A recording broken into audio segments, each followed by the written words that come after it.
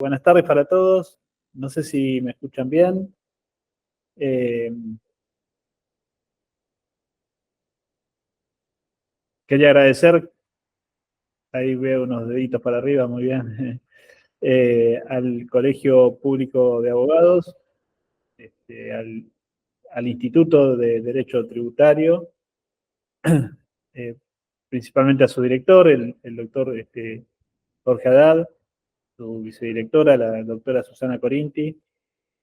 Y en este curso que estamos dando de derecho tributario y ejecuciones fiscales, bueno, seguramente me recuerdan de la segunda reunión en donde hablamos un poco del derecho constitucional tributario, hicimos un poco de referencia a el tema de domicilio fiscal, también recuerdo. Eh, y creo que ya a esta altura del curso nos tendrán que aguantar un par de semanas más y no mucho más. Eh, Empezar a hablar, bueno, ustedes ya vienen hablando de ejecuciones fiscales, pero darles un pantallazo general, tal vez rememorando nuestro paso por la facultad, para aquellos que estudiamos con el código viejo, bueno, revisar algunos conceptos del nuevo código civil y comercial,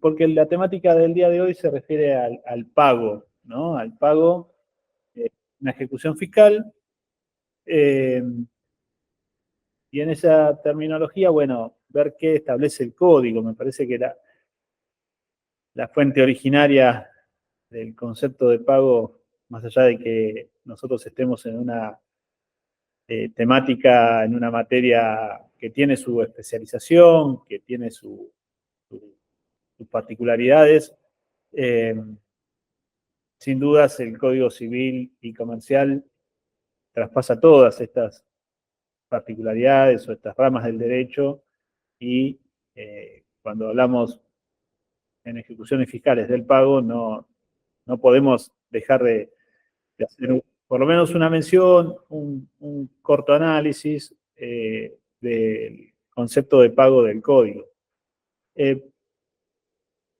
Desde ya me disculpo con aquellos que tal vez aburro con la exposición y con conceptos que tal vez, yo sé que es un curso para nobles abogados, tal vez hace poco tiempo, un año, 2 años, vieron estos temas. La idea no es agobiarlos ni angustiarlos, es solamente un repaso para después sí adentrarnos a lo que dice la ley de procedimiento tributario eh, a nivel nacional respecto a el pago y la ejecución fiscal puntualmente. Les voy a compartir unas diapositivas, esperemos que se vean de manera correcta.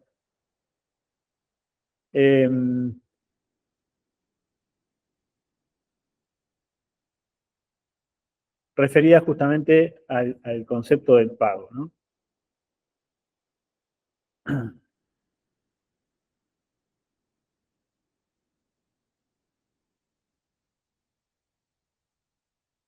Y en definitiva, el pago es el instituto del derecho de las obligaciones. No sé si la están viendo. Sí, se ve perfecto. Ah, gracias.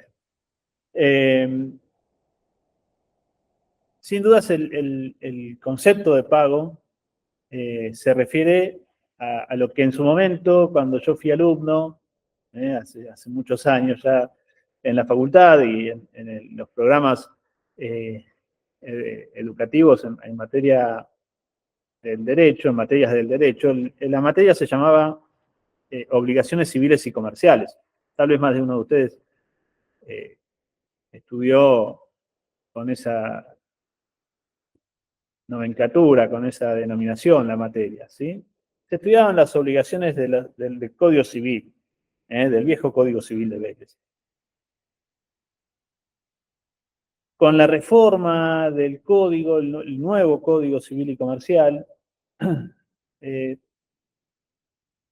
todas las carreras de abogacía y los programas de estudio en su gran mayoría, han decidido denominar a la vieja materia obligaciones civiles y comerciales como derecho de las obligaciones, ¿no? Porque en definitiva, donde hay obligaciones también hay derechos, me parece que la terminología es acorde, y el términos civiles y comerciales de la asignatura anterior se limitaba en principio a relaciones civiles y a relaciones comerciales, pero no era así, en definitiva traspasaba todas las ramas del derecho. Entonces, hoy genéricamente hablamos del derecho de las obligaciones. Por eso en la mayoría de los planes de estudio de carreras de abogacía encontramos esta materia con esta denominación. Pero en definitiva nos referimos a lo mismo. Y como ustedes saben, en materia de obligaciones, cuando hablamos en derecho tributario, hablamos de la obligación tributaria. Seguramente en alguna reunión anterior han hecho referencia al concepto de obligación tributaria, ¿sí? En donde surgen dos sujetos, ¿sí? Como en cualquier relación jurídica, acá nosotros encontramos, por un lado, al fisco como sujeto acreedor en el mundo de las obligaciones, ¿no? Jurídicamente hablando, y a los sujetos pasivos como deudores. No solamente contribuyentes.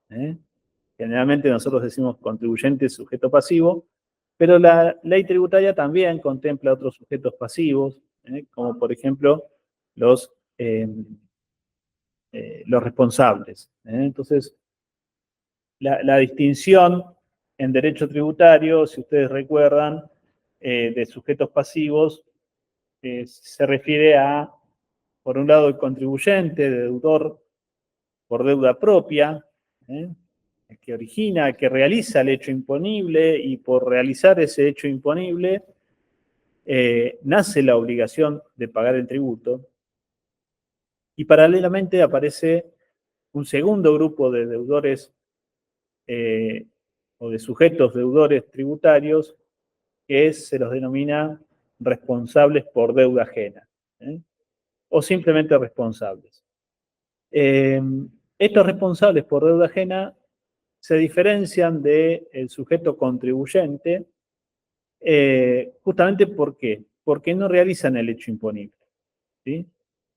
No tienen ninguna vinculación con el hecho imponible, pero son sujetos pasivos de la obligación, ¿sí? Están obligados a pagar. Y ustedes van a decir, bueno, doctor, pero si el contribuyente es el que realiza el hecho imponible y en definitiva ese hecho imponible genera, a grandes rasgos, ¿no?, la obligación tributaria o pagar la obligación tributaria o cancelar la obligación tributaria, ¿cómo un sujeto o una persona, ya sea humana o jurídica, ¿no?, como una persona o un sujeto que no tiene en su actividad económica, en su vida diaria, en su desarrollo personal y en sus actividades, no tiene realizado el hecho imponible de una determinada obligación y que origina una obligación, ¿cómo va a estar sujeto al pago de esa obligación tributaria, en este caso obligación tributaria, ¿no? ¿Por qué nace la obligación tributaria si no realiza el hecho imponible? La respuesta es concreta y precisa, seguramente ustedes la conocen. El sujeto responsable por deuda ajena, o sea, aquel que no realiza el hecho imponible, se ve en la obligación de pagar el tributo nada más ni nada menos que por disposición legal. La ley lo obliga a pagar el tributo. La ley establece textualmente y puntualmente aquellos sujetos que no realizan el hecho imponible, pero acá viene la particularidad, ¿no? Pero por estar en vinculación con el contribuyente, no es que al azar el legislador toma sujetos de derecho y los denomina responsables por deuda ajena, sino que acá hay una vinculación con el contribuyente, con el responsable por deuda propia, y entonces la ley les asigna el carácter de responsables por deuda ajena.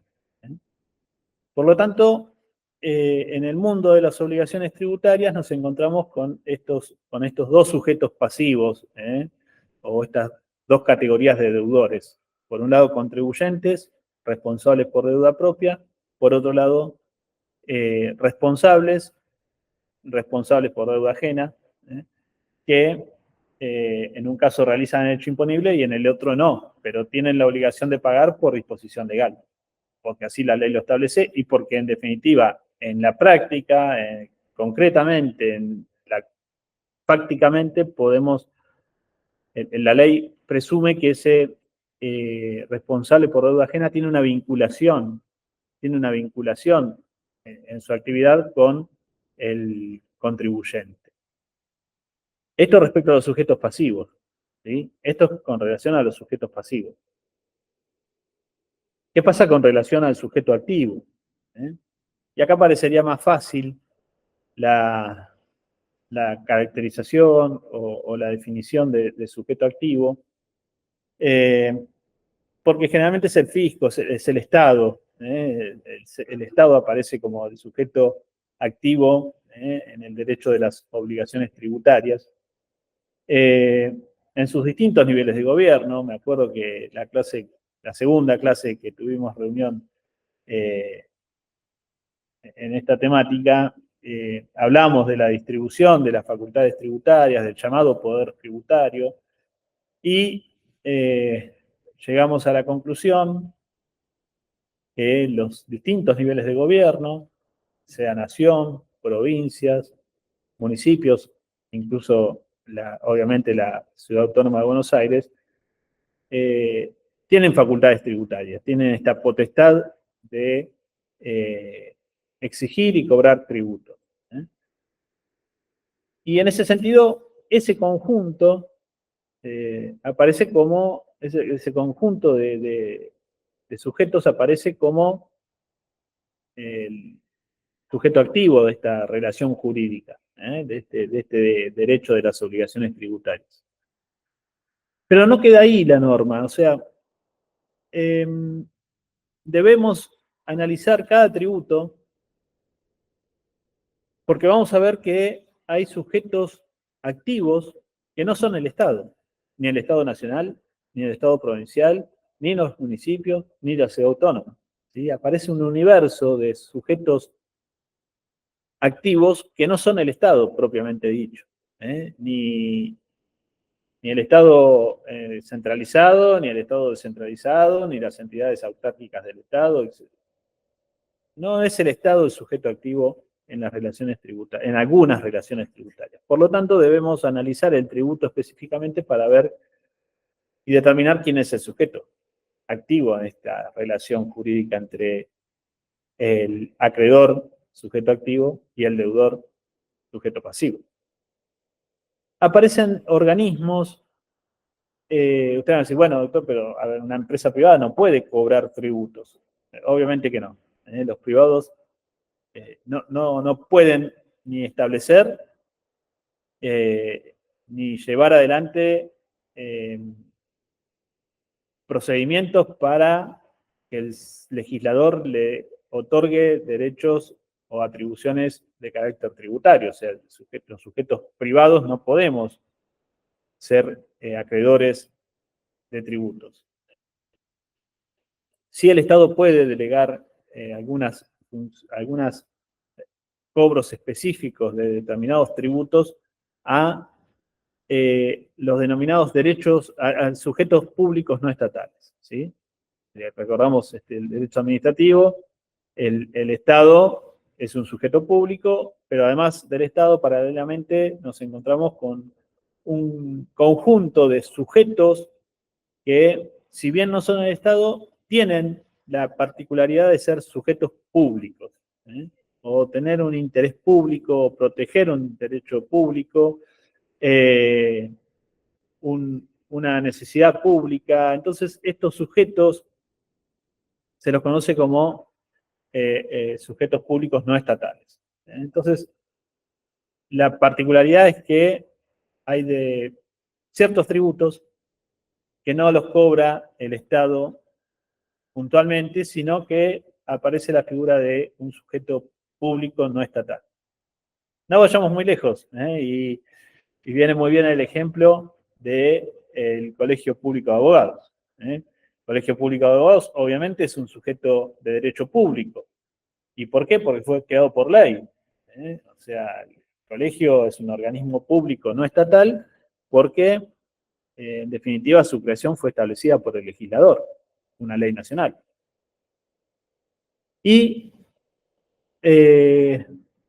entre sus distintas fuentes de financiamiento del colegio público nos encontramos con lo que, no sé si todavía muchos de ustedes están exentos por los 2 años de matriculación, pero la mayoría de nosotros pagamos anualmente la matrícula correspondiente al ejercicio de la profesión y en definitiva el hecho de estar matriculado en el colegio público conlleva la obligación de pagar la denominada matrícula anual. Eso es un tributo, en definitiva. El pago de la matrícula o la matrícula establecida en la ley como forma de financiamiento del colegio público de abogados y abogadas es un tributo establecido en la ley. Dentro de la categoría de tributos nosotros podríamos señalar a la matrícula como una contribución especial, no es un impuesto, no es una tasa, muchos la enrolan como contribución especial. ¿Y por qué una contribución especial? Bueno, si ustedes recuerdan las clases de tributario, la característica y la particularidad de las contribuciones especiales se refiere puntualmente a una contraprestación por parte del sujeto activo, en este caso, que es el colegio, pero además de una contraprestación en el hecho imponible del tributo, la contribución especial tiene la particularidad de un beneficio, ¿sí? De un provecho a favor del sujeto obligado al pago del tributo. Y sin duda que el Colegio Público de Abogados brinda estos beneficios. No tenemos que hacer mucha investigación y análisis, ¿no? Tenemos desde servicios de bibliotecas, servicios de internet, servicios de computación, servicios de turismo, podemos renovar el registro, podemos realizar pasaportes, DNI, un montón de actividades. Estos mismos cursos que no sé si serán provechosos, pero por lo menos son un servicio que presta el colegio para ustedes. En definitiva, sin duda que el Colegio Público de Abogados es un sujeto de derecho público no estatal y que cobra tributos. Por ejemplo, la matrícula. Es un claro ejemplo de una contribución especial que cobra un sujeto de derecho público, que en este caso no es el Estado. Pero adquiere el carácter de público porque el del colegio fue creado por una ley. Entonces, en esa puntualidad, en esa particularidad, nosotros nos encontramos con estos sujetos que, además del Estado, tienen el carácter de ser sujetos de derecho público y que pueden cobrar tributos, como sujetos activos. Bien, dentro de la temática del día de hoy, no nos vamos a dedicar a hablar de los sujetos, sino que, en definitiva, reunión tiene como programa hablar del pago. Y acá, a ver, si bien ustedes van a ver que las filminas hablamos del Código Civil y Comercial de la Nación, vamos a tratar de traspolar estas normas del código a la que ustedes ya a esta altura creo que han hablado en más de una reunión, a la ley 11.683, ¿sí? La ley de procedimiento tributario, que tiene ciertas particularidades, ciertas características. Nosotros la vamos a ir mencionando y desarrollando también a lo largo de nuestra jornada. Y vamos a hacer justamente la comparación, o en su caso, la diferencia entre el Código Civil y la Ley de Procedimiento Tributario. Pero para adentrarnos dentro del concepto de pago, tenemos que ir sí o sí al artículo 865 del Código Civil y Comercial, en el cual simplemente el código, entre las distintas definiciones que nos da el Código Civil y Comercial, a partir de su sanción, ha establecido determinadas definiciones en materia de obligaciones, y una es el pago, ¿sí? Que la define como el cumplimiento de la prestación. ¿Sí? Y la prestación no es ni más ni menos que el objeto de la obligación. ¿Sí? Pago es el cumplimiento de la prestación que constituye el objeto de la obligación. Por lo tanto, a ver, de esta definición y del concepto de pago, nosotros vamos a poder ir desmembrando y vamos a poder ir determinando, en su caso, distintas particularidades y características del concepto. Y sin duda tenemos 4 requisitos esenciales o 4 elementos esenciales, ¿sí? Los sujetos, el objeto, la causa fuente del pago y la causa fin o la finalidad del pago. Esto, en definitiva, viene del derecho de las obligaciones, ¿sí? En materia de pago, el carácter de sujeto pasivo, deudor, y sujeto activo, acreedor, se desdibuja. Por lo menos se desdibuja conceptualmente, ¿sí? Porque el deudor, aquel que tiene que cumplir con la obligación, que tiene que pagar esa obligación, pasa a tener una legitimación activa, o sea, es necesario que efectúe una acción de pago, en este caso, para desligarse o desvincularse de su obligación.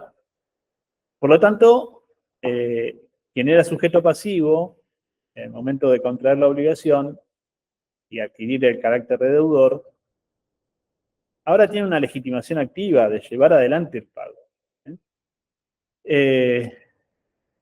Y lo inverso respecto al acreedor, ¿sí?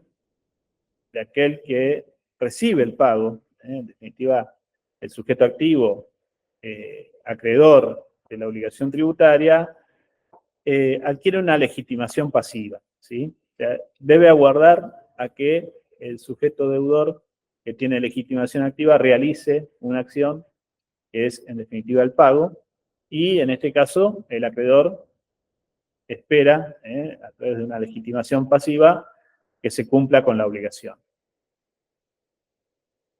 Por supuesto, a ver, el Código Civil y Comercial, cuyas normas acá enumeramos, puede realizarse la extinción de la obligación a través del pago por distintos sujetos, no necesariamente el deudor en persona tiene que ir a cumplir la obligación, sino que, bueno, puede ser a través de terceros, representantes, etc. El artículo 883 hace un detalle en el Código Civil y Comercial, que no viene a cuento para nuestra reunión, pero detalla los sujetos legitimados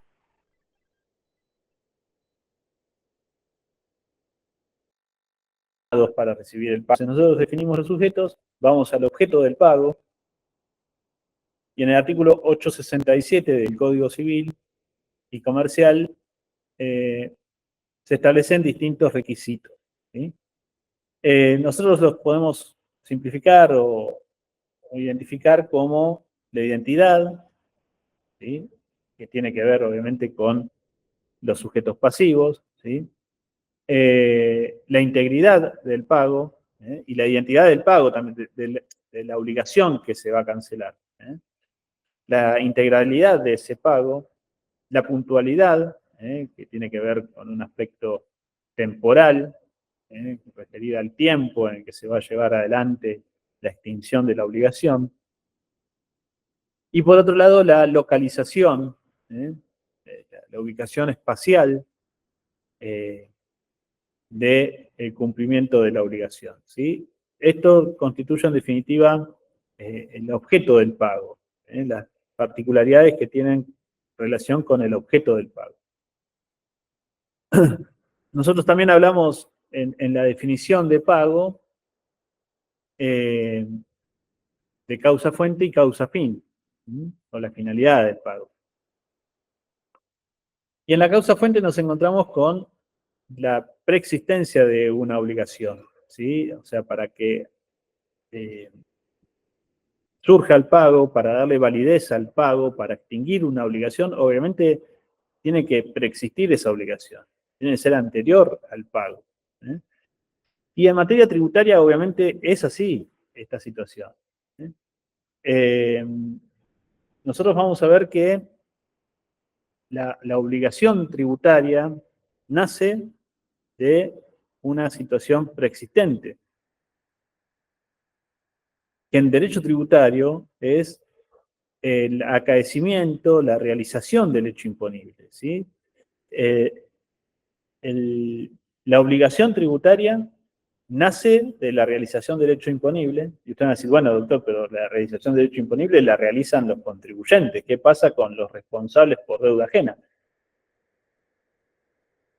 Y en ese caso, a ver, cuando nace la obligación de pagar, va a ser por la realización del hecho imponible o bien porque la ley así lo dispone, ¿sí? Por esa vinculación entre sujetos pasivos, contribuyente y responsable, en donde el que realiza el hecho imponible, en este caso el responsable,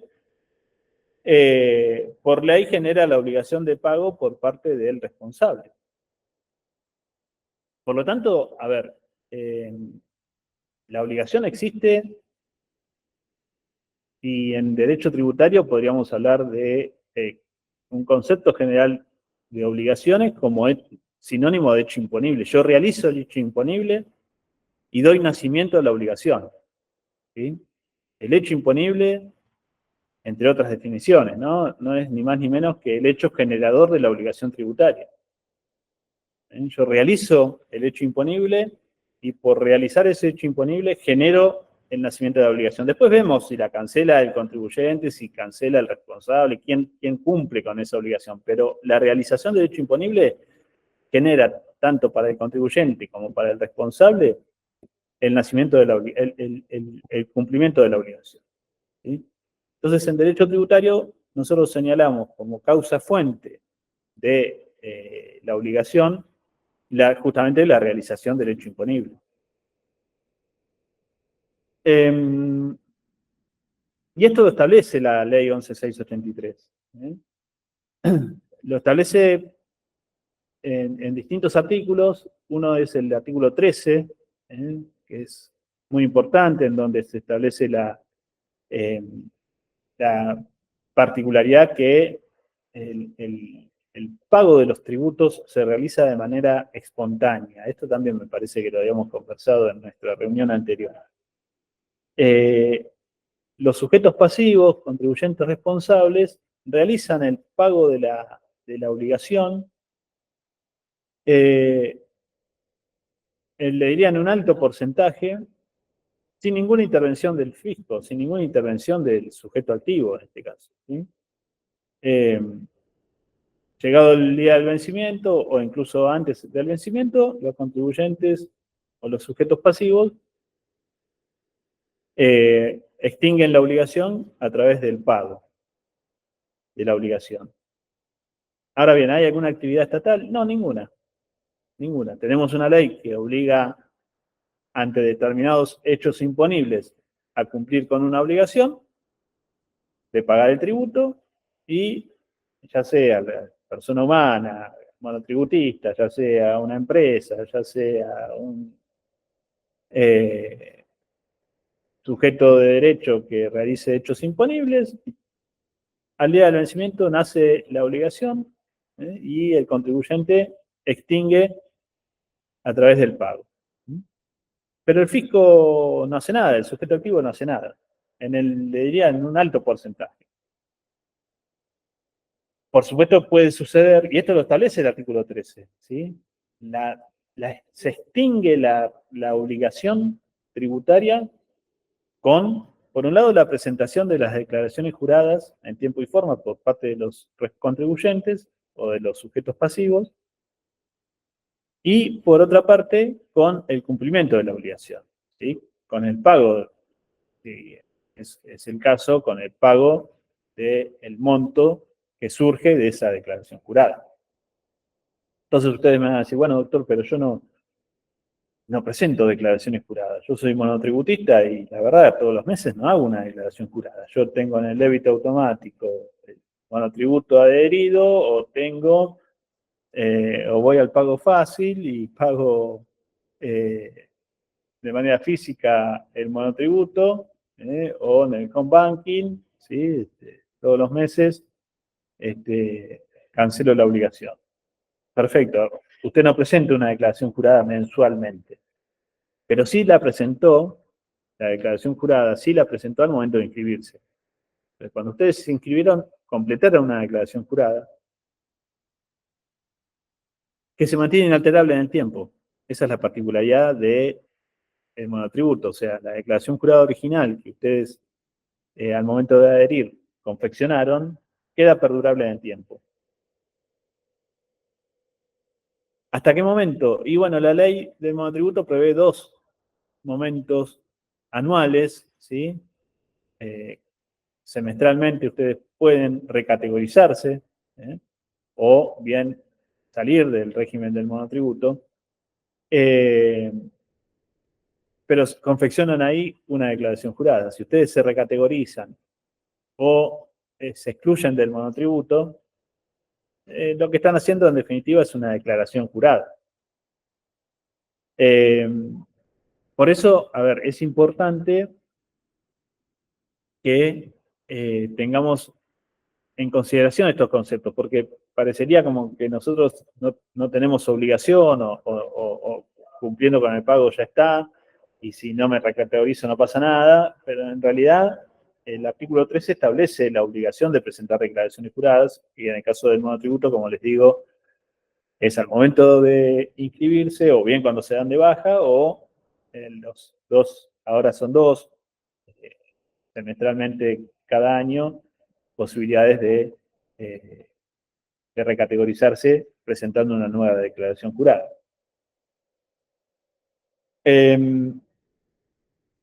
Por lo tanto, el artículo 13 es importante. Y si bien, a ver, el pago es espontáneo y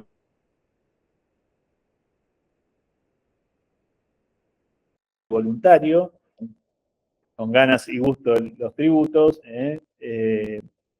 no sé cuántos de esta reunión van con un ánimo festivo al pago de tributos, pero en definitiva la espontaneidad sí se ve al vencimiento de la obligación, y la voluntariedad, bueno, no todos tenemos que ir contentos a pagar, pero sí es voluntario también, ¿sí? O sea, más allá de que la ley establece una obligación, no tenemos ninguna intimación por parte del organismo fiscal para cumplir con la obligación, por lo menos en esta primera etapa establecida en el artículo 13, ¿no? Que es la obligación de presentar declaraciones juradas y exteriorizar, en definitiva, la obligación.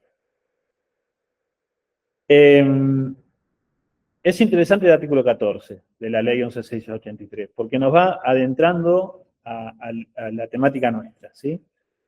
El artículo 14 textualmente dice, cuando en la declaración jurada, o sea, cada uno confecciona una declaración jurada, se computen contra el impuesto determinado, o sea, nosotros determinamos un impuesto, calculamos el impuesto que tenemos que tributar, pero se computan contra ese impuesto determinado conceptos o importes improcedentes. Entonces acá ya tenemos una particularidad. Contra el impuesto que determinamos le vamos a computar conceptos o importes, pero la ley dice improcedentes, o sea que no, en realidad no proceden, pero que los computamos. Esos conceptos o importes improcedentes, tales como retenciones, pagos a cuenta, acreditaciones de saldos a favor propios o de terceros, o el saldo a favor de la FIP se cancele o se difiere impropiamente. O sea, todo lo que nosotros decimos, como retenciones, pagos a cuenta, acreditaciones de saldos a favor de FIP, todo esto a ver, procede y corresponde que así sea, en el caso de que nosotros tengamos los comprobantes y fehaciente documentación que lo demuestre, pero el artículo 14 dice, siempre habla de improcedencia, o sea, cuando computemos contra el impuesto estos conceptos de manera improcedente, ¿sí? De manera improcedente.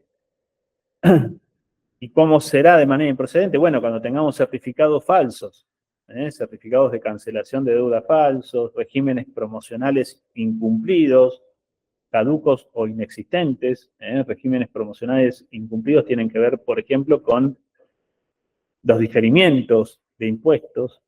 Entonces, en esos casos, ustedes tienen que acreditar que difieren el tributo a favor de un régimen promocional, pero que en realidad no cumplieron con ese régimen de promoción, o bien fue inexistente, o bien caducó ese régimen de promoción, o bien también cuando acreditamos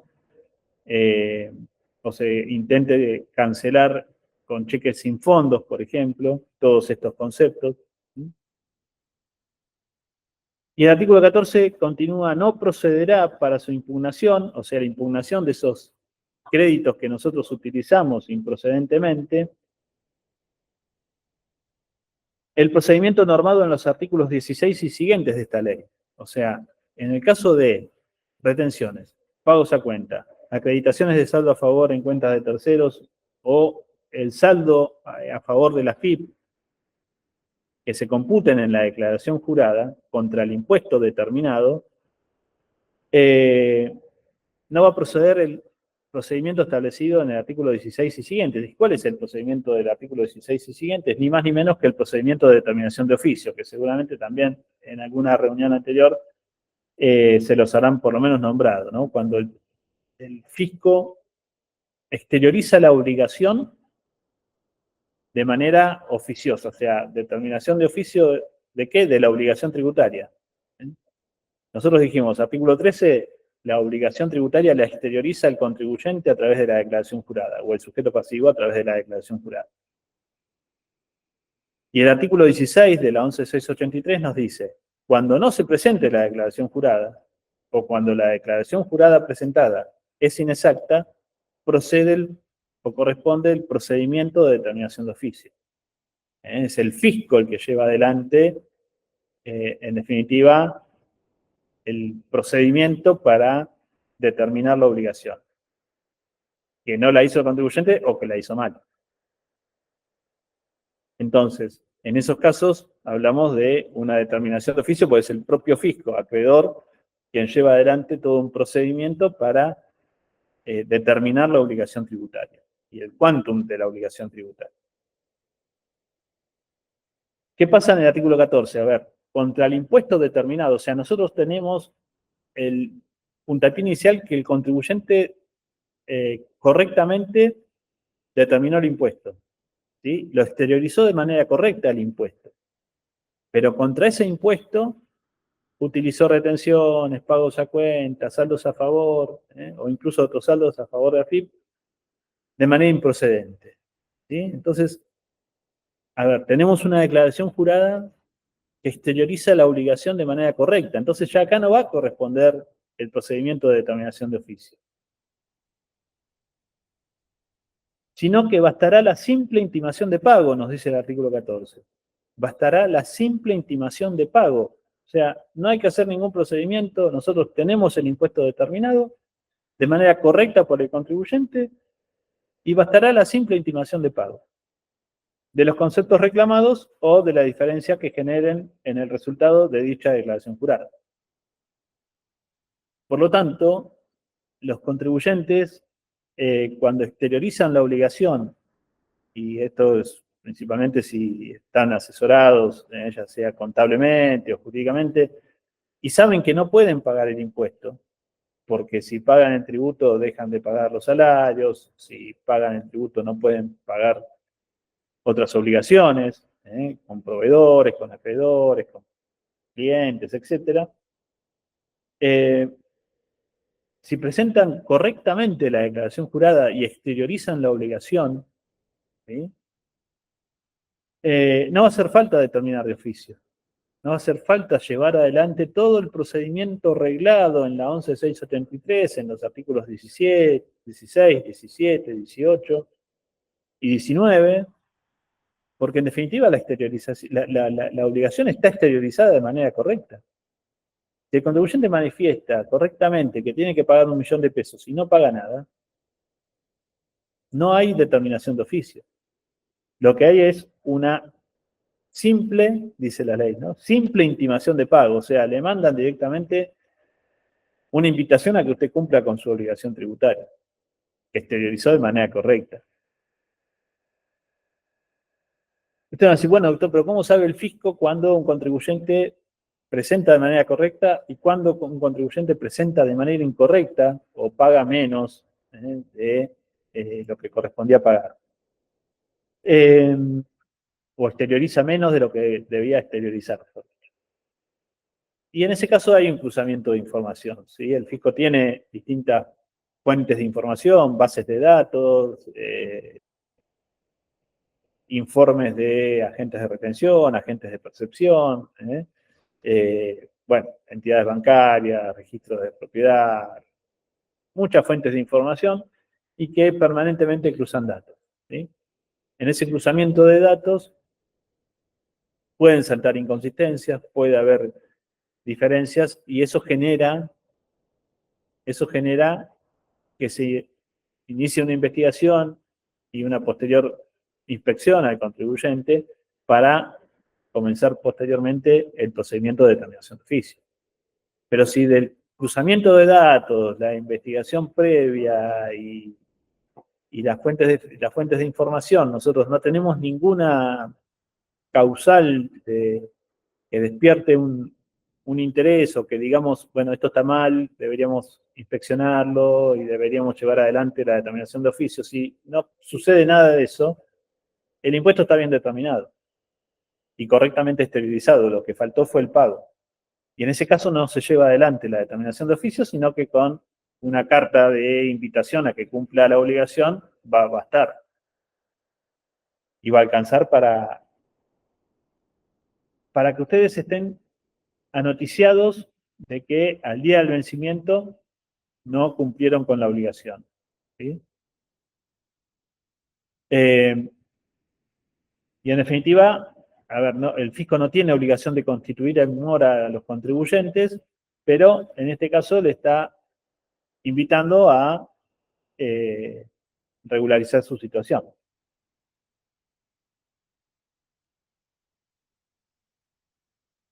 En definitiva, esto tiene que ver con la causa fuente, ¿sí? O sea, la obligación preexistente, ya sea exteriorizada por el contribuyente o determinada de oficio por el fisco. La causa fin, ¿sí? Quien paga debe poseer animus solvendi o finalidad de extinguir la obligación, a través del plan de conducta comprometido. O sea, en concepto de obligación, el deudor tiene un plan de conducta, ¿sí? Concepto de prestación de las obligaciones, hay un plan de conducta comprometido, y en definitiva, la finalidad es, por un lado, del acreedor que se cumpla con la obligación, y por otra parte, la finalidad del deudor de extinguir la obligación. ¿Qué nos dice la 11.683 respecto a el pago? Nosotros tenemos en los artículos 20 y siguientes de la 11.683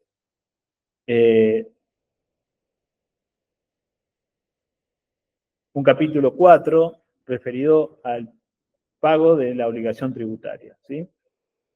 El artículo 20, bueno, es genérico y nos dice que la FIP establecerá los vencimientos de los plazos generales tanto para el pago como para la presentación de las declaraciones juradas y toda otra documentación.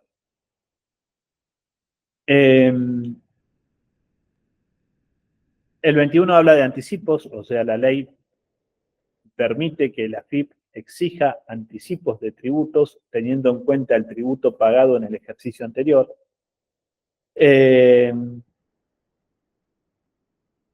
22 nos habla de la percepción de los tributos, se hará en la misma fuente cuando así lo establezcan las leyes impositivas y cuando la AFIP, por considerarlo conveniente, disponga qué personas y en qué casos intervendrán como agentes de retención y o percepción, ¿sí? Pero en principio nosotros pagamos por la realización de hechos imponibles. El artículo 23, bueno, habla del destino del pago de los tributos a las cuentas especiales que tiene el Banco Nación Argentina. Cuando nosotros pagamos cualquier tributo, no va a las cuentas de la FIP, ¿sí? El destino del pago son cuentas del Banco Nación. Pero hay una vinculación, obviamente, con la FIP, ¿sí? O sea, las cuentas del Banco Nación, en definitiva, la FIP actúa,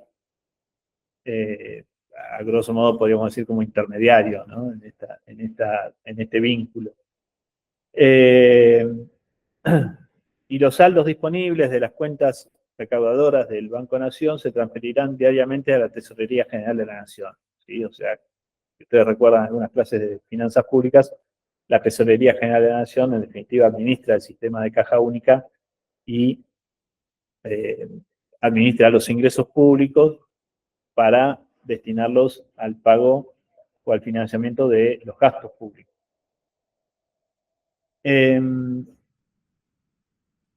Y el artículo 24 nos habla de formas de pago.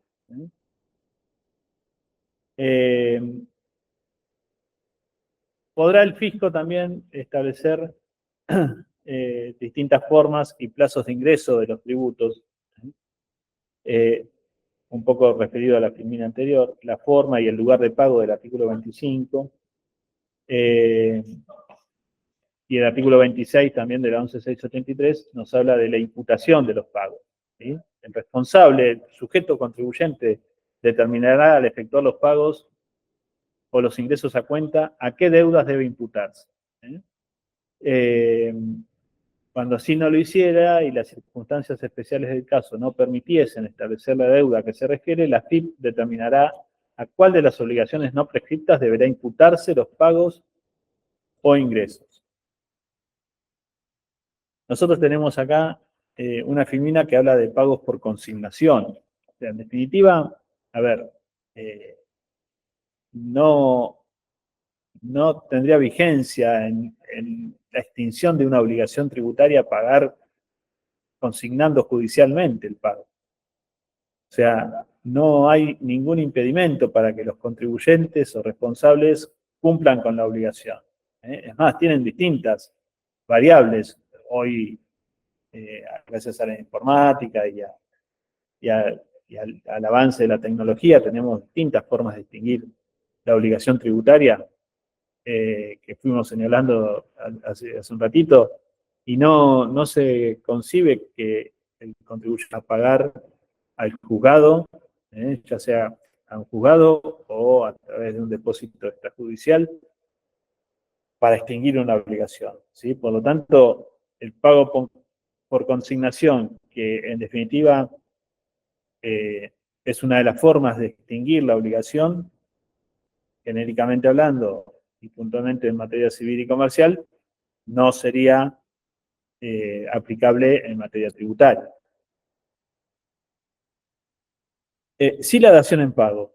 ¿Sí? La dación en pago, la FIP la puede aceptar en el concepto de una prestación distinta a la debida, extinguiendo de este modo la obligación. Y en materia de ejecución fiscal, la dación en pago es una situación que se puede, se contempla y se puede llegar a verse en la práctica. Nosotros tenemos como requisitos de la dación en pago para aquellos que que no recuerdan bien el concepto, la existencia de una obligación válida, ¿sí? Una obligación preexistente válida.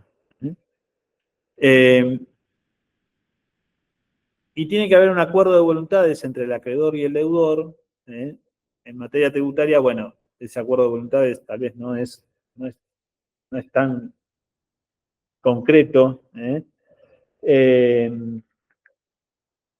Pero, por ejemplo, podríamos entender que habría una dación en pago en materia de embargos, cuando el cobrador fiscal, el proceso ejecutivo, lleva adelante distintas medidas tendientes al cobro de la deuda tributaria, y entre esas medidas protectorias nos encontramos con los embargos.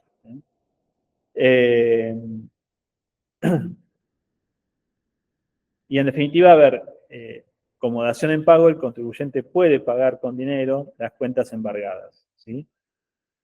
Y en esto, bueno, si tienen dinero en la cuenta embargada, en definitiva, el embargo sería una dación en pago.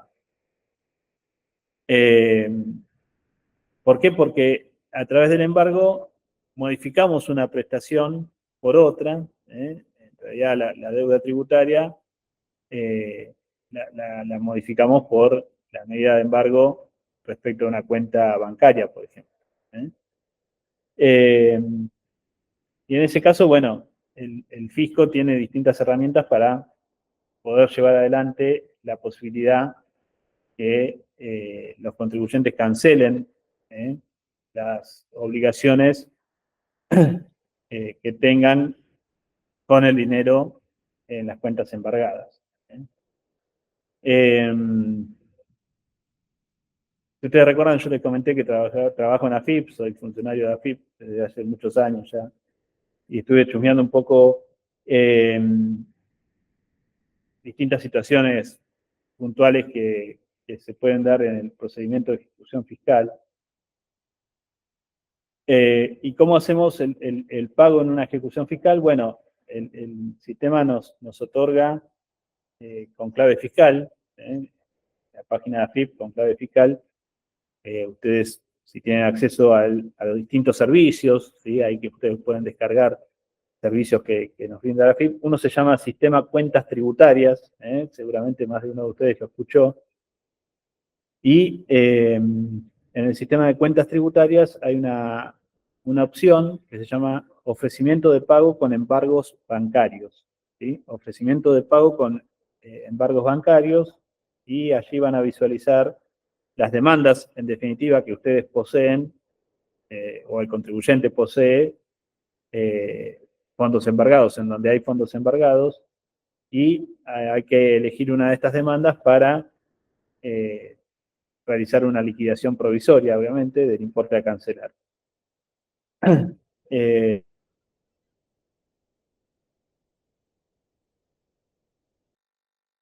Recuerden que la acción de la obligación, obviamente, tiene que calcular los intereses o los accesorios junto con los honorarios que corresponden a el representante fiscal.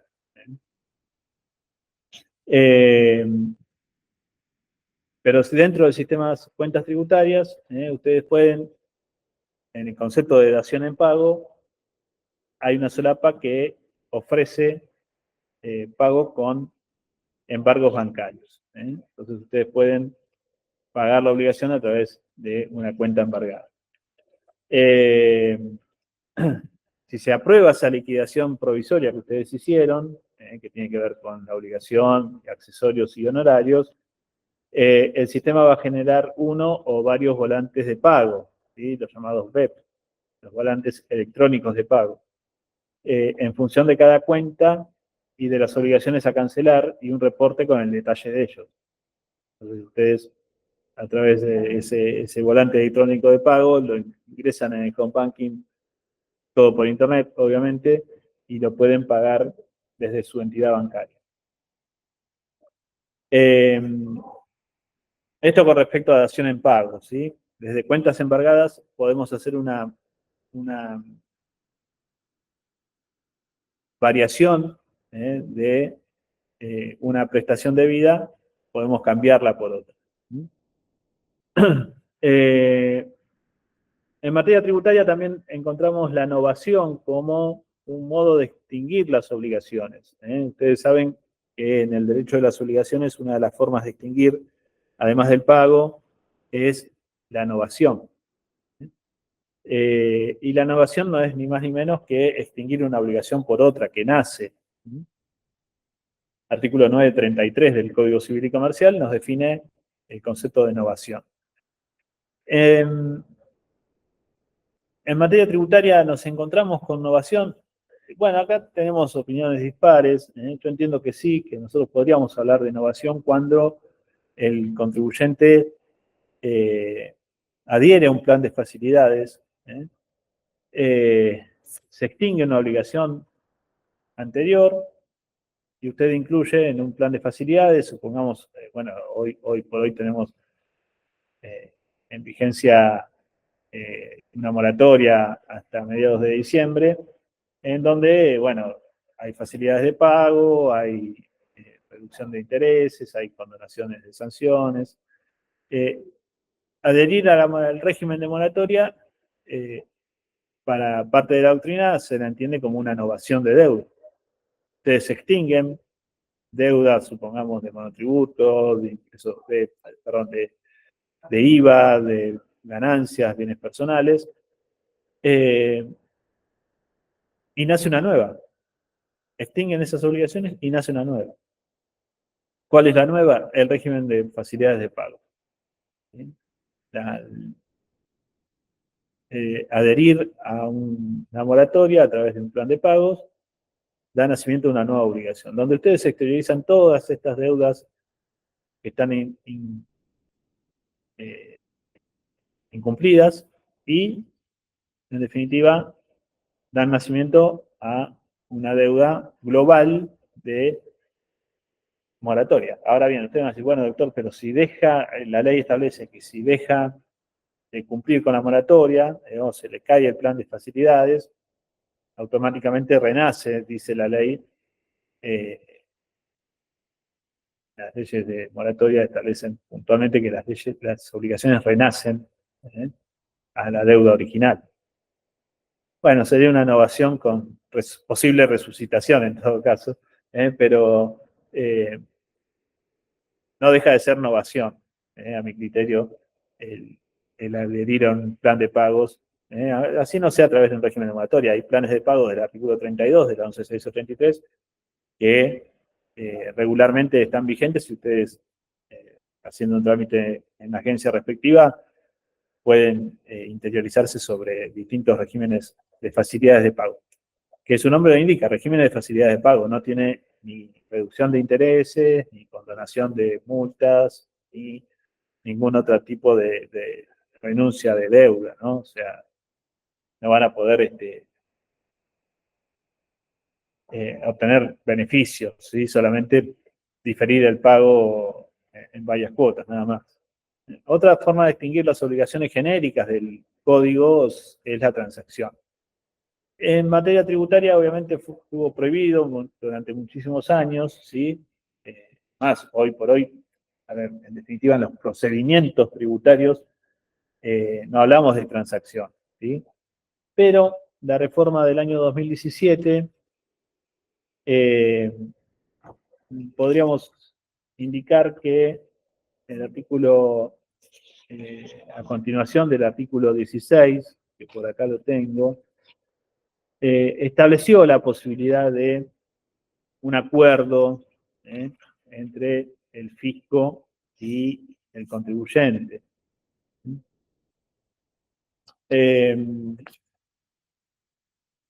El artículo 16 a continuación, el primer artículo, a continuación del artículo 16, de determinación de oficio, o sea, antes de la resolución de determinación de oficio, que en definitiva es el acto administrativo por el cual el juez administrativo exterioriza la obligación tributaria que había omitido, dijimos, el contribuyente, o bien la declaración jurada era inexacta. Y en esos casos, obviamente, la exteriorización de la obligación, dijimos en la determinación de oficio, la hace el fisco, pero obviamente con todo un procedimiento reglado en la norma, y entre ellas se establece la obligación de un acto administrativo. O sea, el funcionario de la administración tiene la atribución del juez administrativo, el llamado juez administrativo, conocemos del derecho administrativo, y en definitiva dicta resoluciones en donde exterioriza la obligación y determina el tributo. Pero previo al dictado, establece este artículo a continuación del 16, el fisco podrá habilitar una instancia de acuerdo conclusivo voluntario.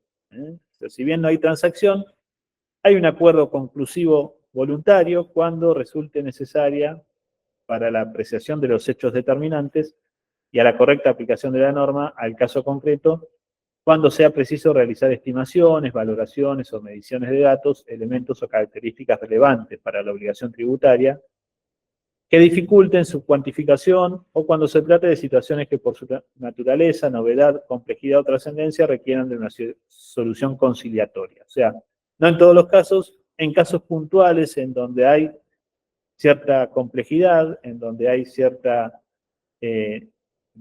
novedad, trascendencia, en esos casos la ley permite un acuerdo conciliatorio. No hay muchos ejemplos en la práctica que el organismo haya llevado adelante. Recuerdo un par de casos de contribuyentes, de grandes contribuyentes nacionales, en materia de ajuste por inflación, si no me equivoco, de precio de transferencia, otros conceptos que tienen que ver con el derecho tributario, pero que si bien se llegó a esta instancia, se comenzaron las tratativas de instancia de acuerdo conclusivo, me parece que no dieron mayores resultados y el fisco terminó determinando de oficio la obligación. Por lo tanto, la transacción, a ver, hasta el 2017 no la teníamos vigente, no la teníamos prevista, pero sí, con esta reforma, con este artículo agregado a continuación del 16, desde el año 2017 tenemos esta posibilidad de un acuerdo conclusivo voluntario.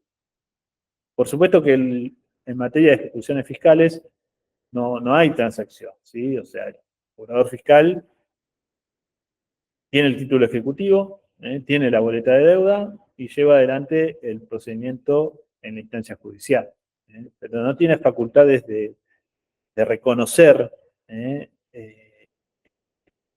derechos al contribuyente, en el sentido de hacer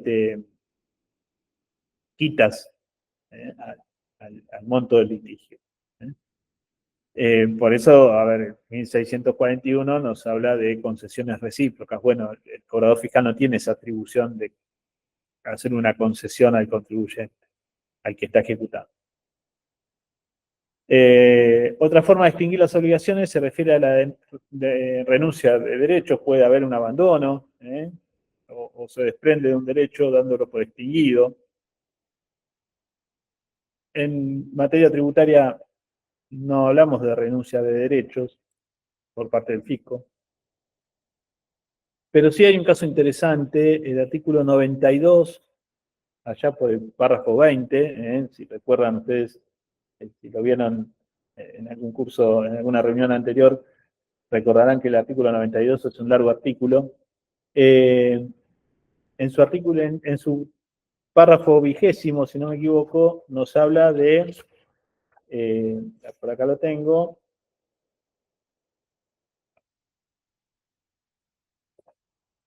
de la posibilidad de oponer excepciones, ¿sí? Y que, bueno, el juez deberá ordenar el traslado. Y a continuación, este artículo 92 dice, cualquiera sea el tiempo transcurrido en la ejecución,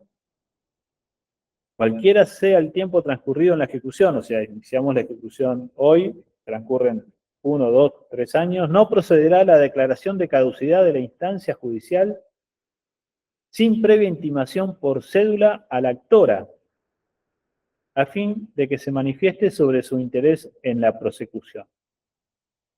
Ustedes saben que en el juicio ejecutivo el instituto de la caducidad de instancia opera transcurridos 3 meses de inacción o inactividad de alguna de las partes, ¿no? O sea, en principio entendemos que hay una renuncia o un abandono de derechos cuando planteamos la caducidad de instancia, en este caso del acreedor, que sería el fisco, cuando transcurren 3 meses y no hay actividad procesal en el expediente. Pero el artículo 92, en este 20º párrafo, establece la obligatoriedad del deudor, en este caso del ejecutado, indicar por cédula la intimación a la actora, que la actora en definitiva es el fisco. O sea, el artículo 92 hace una distinción clara entre fisco acreedor y contribuyente deudor en el sentido de la caducidad de instancia, o cuándo procede la caducidad de instancia. El fisco difícilmente, deudor difícilmente le caduque la instancia, ¿sí? Salvo que el juez disponga algo que tenga que hacer el deudor y el deudor no lo hace, pero los juicios de cultivo son sumarísimos y en definitiva es el actor el que lleva adelante las medidas y el que lleva adelante su interés para el cobro de la deuda. Pero la ley dice no va a establecerse o no va a regir la caducidad de instancia si previamente el ejecutado, el deudor, no intima fehacientemente por cédula a la actora, o sea, al fisco, de que se manifieste sobre su interés en la prosecución del caso. O sea, le tenemos que preguntar si está interesado. Bueno, esto, la doctrina y la jurisprudencia han sido críticas. Por acá tenía un fallo del Juzgado Federal de Ejecuciones Fiscales número 1, el C de Cava, en un caso AFIP versus Lazo Barrientos, del 1 de enero del 2022, en donde el juez Polco, que es el juez a cargo del Juzgado de Ejecuciones Fiscales, obviamente declaró la inconstitucionalidad de este 20º párrafo del artículo 92, señalando que, en definitiva, el fisco no tiene ninguna diferencia con el resto de los sujetos de derecho en relación a la instancia de al concepto o al instituto de caducidad de instancia. ¿No? O sea, no hay ninguna prerrogativa que tenga la ley, el fisco como acreedor, de que no va a regir la caducidad de instancia si previamente antes no lo intimamos por cédula. No tiene, viola el principio de igualdad, violaba para el juez Folco normas constitucionales y por eso declaró la inconstitucionalidad de este párrafo de la ley 11.683 en el artículo 92. Otra forma de extinguir las obligaciones, si ustedes recuerdan, es la remisión de deudas. La renuncia a cobrar una deuda y, a ver, en definitiva se entregan al deudor los documentos originales en el que consta la deuda por un perdón, si ustedes quieren, una renuncia por parte del acreedor. Bueno, obviamente en el ejercicio de ejecución esto no va a pasar, no se va a extinguir ninguna obligación por remisión de deudas. Iniciada una ejecución fiscal, lo que va a buscar el fisco de todas formas va a ser el cobro de esa deuda, y tendrá obviamente todas las medidas precautorias que ustedes ya han visto a lo largo de nuestras jornadas. Otro instituto interesante de extinguir obligaciones es la compensación prevista en el artículo 28 de la ley. En definitiva, hay situaciones en las cuales los contribuyentes tienen un saldo a favor en distintos impuestos, y la ley permite, haciendo caso al artículo 921 del Código Civil, traspolamos ese artículo 921 al derecho tributario en el artículo 28 de la 11.683 y podemos ver que, en muchas situaciones el fisco acreedor también es deudor del contribuyente por porque tiene saldos a favor, porque arrastra quebrantos, hay distintas situaciones en las cuales puede suceder que el fisco deba devolver al contribuyente una suma determinada. Y en ese caso, la ley permite la compensación entre, obviamente, las deudas del fisco y del contribuyente, hasta cancelar la menor. O sea, obviamente, si debo 1.000 y tengo un crédito de 500, la obligación va a persistir o va a continuar por la diferencia entre 1.000 y 500, que en este caso sería 500. Otra forma de distinguir las obligaciones en derecho civil es la confusión, cuando en una misma persona se adquiere la calidad de deudor y acreedor. Y en ese caso, obviamente, hay una imposibilidad de cumplir. Esto es en el artículo 931 del Código Civil. En materia tributaria, la confusión es muy poco probable, porque en definitiva sería en el propio fisco la doble calidad de acreedor-deudor. Podría darse el ejemplo, generalmente la doctrina nos señala como ejemplo las denominadas herencias vacantes, cuando una persona fallece no tiene, y si bien tiene bienes, no tiene herederos forzosos ni testamentarios designados. Entonces, bueno, esa herencia queda vacante y, en definitiva, si ese inmueble, supongamos, o esos bienes tienen deudas tributarias, podría ahí confundirse la calidad de acreedor-deudor, pero es un caso excepcional, ¿no? Y poco frecuente. Otra forma de distinguir, ya para finalizar, es la imposibilidad de cumplimiento, ¿sí? Otra forma de distinguir las obligaciones. Y en este caso, bueno, se torna física o legalmente imposible. Lo prevé el Código Civil y Comercial, y no ya en materia tributaria, esta imposibilidad de cumplimiento, ¿sí?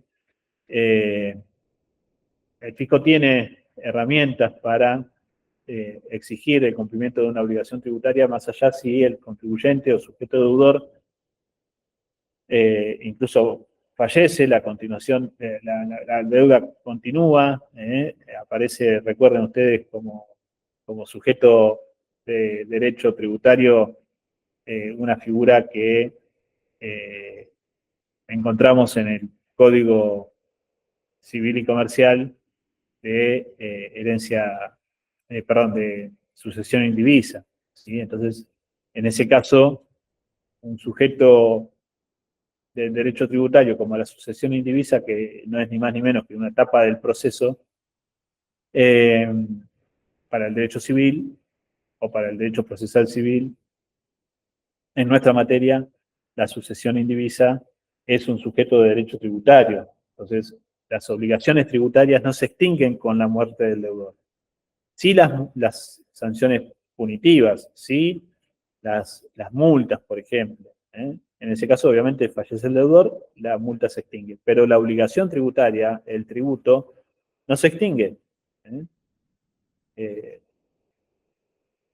Se traspasa o continúa en la figura de la sucesión indivisa.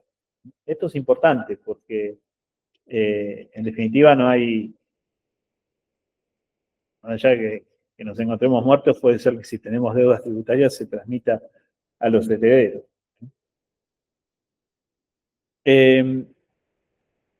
Para finalizar,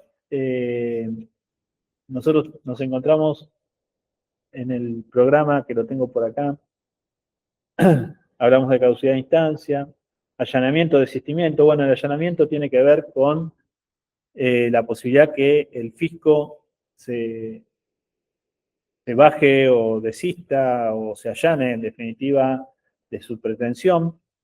En materia de ejecuciones fiscales, no conozco casos en los cuales el fisco se haya allanado.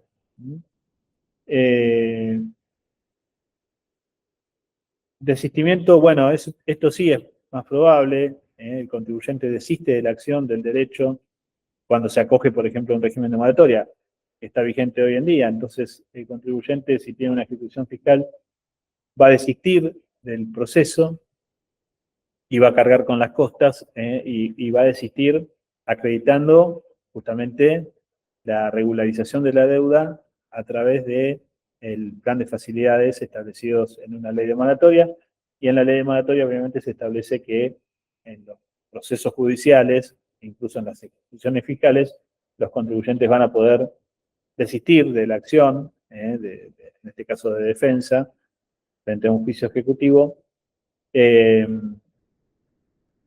desistiendo de la acción y del derecho, ¿sí? Y deberán acreditar el cumplimiento a través de en este caso, de la deuda a través del plan de pago. Innovación, ya hicimos referencia. Intereses resarcitorios, punitorios y capitalizados. En materia de intereses, el artículo 37 de la 11683 es puntual y es una norma especial que nos establece textualmente que la falta total o parcial de pago de los gravámenes, o sea, ¿no? Cuando dijimos, ¿no? Llega el momento de pagar y el contribuyente no cumple con esa obligación, ya sea total o parcial, gravámenes, retenciones, percepciones, anticipos y demás pagos a cuenta devengará desde los respectivos vencimientos, o sea, desde el día posterior al vencimiento, sin necesidad de interpelación alguna, o sea, no hay que constituir en mora al deudor para que empiecen a devengarse intereses, sino que simplemente al momento del vencimiento genera un interés resarcitorio. Y que en definitiva, a ver, responde a una mora en el pago del tributo, ¿no? Y por cada día de mora se le aplica un interés, ¿sí? Porque en definitiva los tributos tienen ciertas prerrogativas y tienen ciertas particularidades que les permiten dictar este tipo de normas en las cuales, obviamente, sin constitución de mora, desde el día posterior al vencimiento, ya nos encontramos debiendo intereses. La tasa de interés y su mecanismo de aplicación serán fijados por la Secretaría de Hacienda, dependiente del Ministerio de Economía. O sea, la Secretaría de Hacienda de la Nación es quien dicta las distintas resoluciones que dicta, una puntualmente a la tasa de interés aplicable en materia de deudas fiscales. Hoy es, si no me equivoco, la número 3 del año 2024, ¿sí? En la cual se estableció la tasa de interés.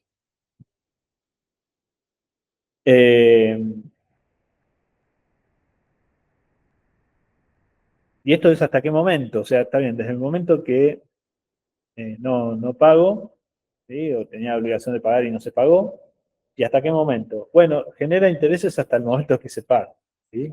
Ya sea ante la simple intimación de pago, que puede ser una semana, 15 días, un mes, o bien hasta que se inicia todo el procedimiento de determinación de oficio, que lleva, te diría, más de un año seguro, incluso algunos años más también. Y todo un proceso judicial, incluso después también en la ejecución fiscal, o sea, el interés que va devengando esto por el simple transcurso del tiempo, muchas veces son montos más importantes los de intereses resarcitorios que el capital adeudado.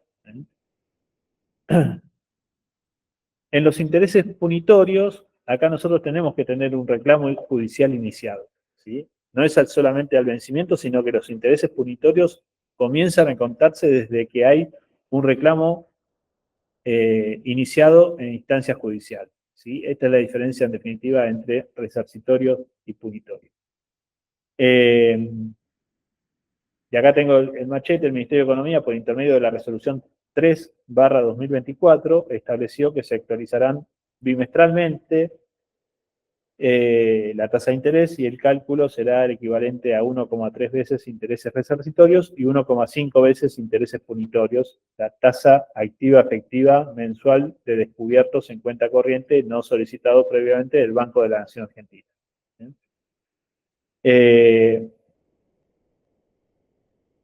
Entonces, no hay que constituir demora por parte del fisco y los intereses resarcitorios comienzan a correr desde el día siguiente al vencimiento de la obligación y los intereses punitorios desde el día que se iniciaron las acciones judiciales. No sé si hay alguna inquietud, alguna duda, alguna observación. Por mi parte les agradezco, agradezco también al colegio el espacio que me ha brindado, la comodidad. Se me complicaba en el horario laboral ir hasta mi casa para darles la jornada y algunos colegas, amigos que tienen estudio también estábamos complicados y encontramos este salvoconducto desde acá del colegio. Creo que la clase salió bien, por lo menos yo me escuché perfecto, no sé ustedes cómo habrán escuchado la reunión. A disposición, para lo que necesiten, les dejo acá mi correo electrónico. Creo que anteriormente también se los había dejado.